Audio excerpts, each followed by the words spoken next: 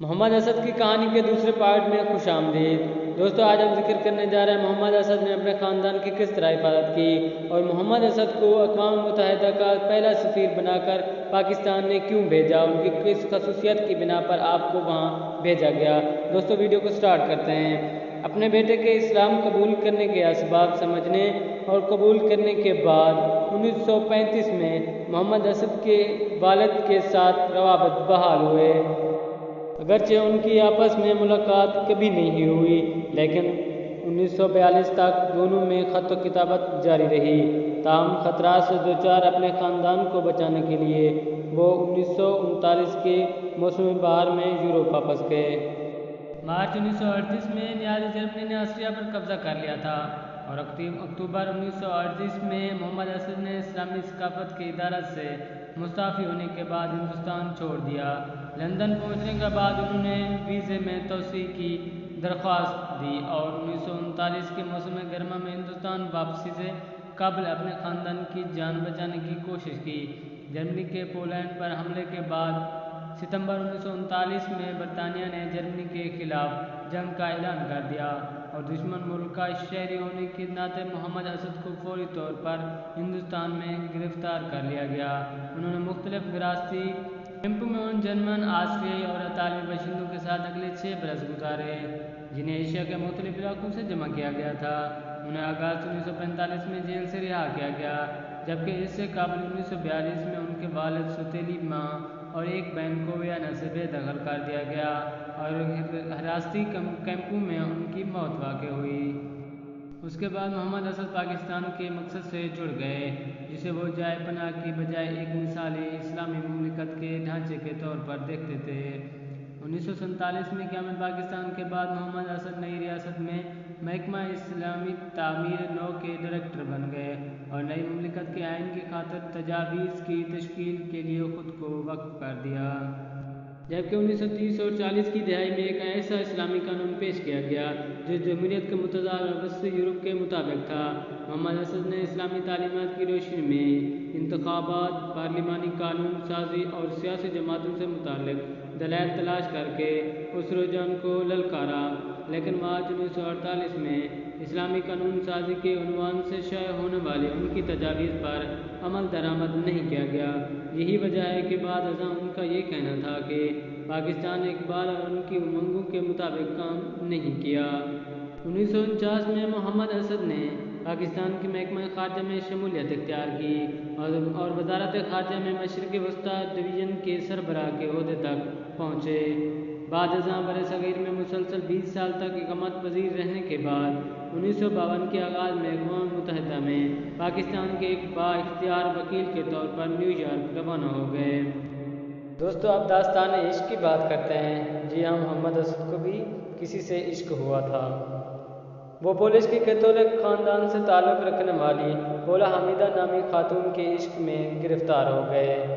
اب منیرہ سے ان کا بندھن ٹوٹ چکا تھا اور انہوں نے نومبر 1952 میں نیو یارک میں ایک سول جج کے سامنے پولا حمیدہ سے شادی کی اور اپنی زندگی کے اگلے 40 برس انہی کے ساتھ گزارے۔ دوستو 1947 میں وہ تقسیم ہند میں محو رہے اور اس دوران فلسطین کی تقسیم اور تخلیق اسرائیل کے حوالے سے ان کا کوئی بیان یا تبصرہ منظر عام پر نہیں آیا۔ تاہم 1967 کے عرب اور اسرائیل جنگ کے بعد کے برسوں میں انہوں نے خاص طور پر یروشلم کے حوالے سے مسلسل گفتگو کی۔ وہ یروشلم کو اسرائیل کا دارالحکومت بنانے کے سخت خلاف تھے۔ دوستو 1952 کے آخر میں انہوں نے اس امید پر استعفیٰ پیش کیا کہ ان کا درجہ مستحکم ہو جائے گا، لیکن حیران کن طور پر ان کا استعفیٰ منظور کر لیا گیا۔ تاہم پاکستانی وزارت خارجہ سے ان کا ناطا تھا۔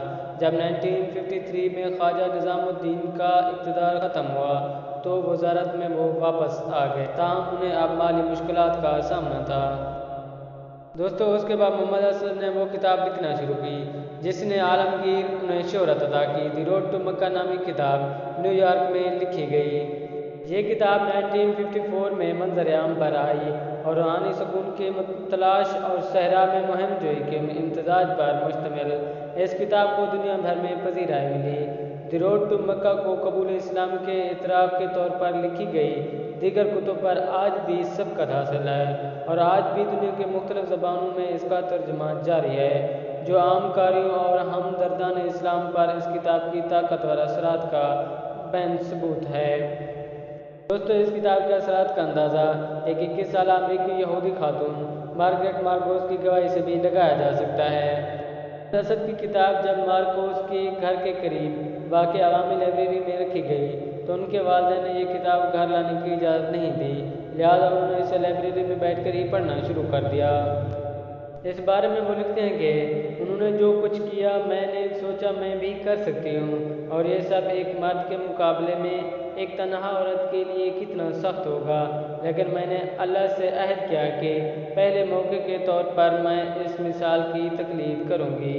بعد ازاں اس خاتون نے اسلام قبول کر لیا، اپنا نام مریم جمیلہ رکھا اور پاکستان میں خدمات انجام دینے کی وجہ سے مقبولیت حاصل کی۔ دوستو، اس کتاب کو پڑھنے کے بعد اس کے علاوہ اور بھی بہت سے لوگ مسلمان ہو گئے۔ دی روڈ ٹو مکہ کو انگریزی میں یورپ کی دوسری بڑی زبانوں میں ترجمہ کیا گیا اور اس سے حاصل ہونے والی آمدنی ایک غیر متوقع دولت ثابت ہوئی۔ مذکورہ تصنیف کی وجہ سے اسد کی ایک لیکچرر کے طور پر خدمات کی طلب پیدا ہوئی اور مغرب میں ان کی شہرت نیک نامی اپنے عروج پر پہنچ گئی۔ محمد اسد نے پولا حمیدہ کے ساتھ جنیوا میں نقل مکانی کی اور یہاں پر قرآن مجید کا انگریزی ترجمے کا منصوبہ بنایا۔ محمد اسد نے 1960 میں ترجمے پر کام شروع کیا۔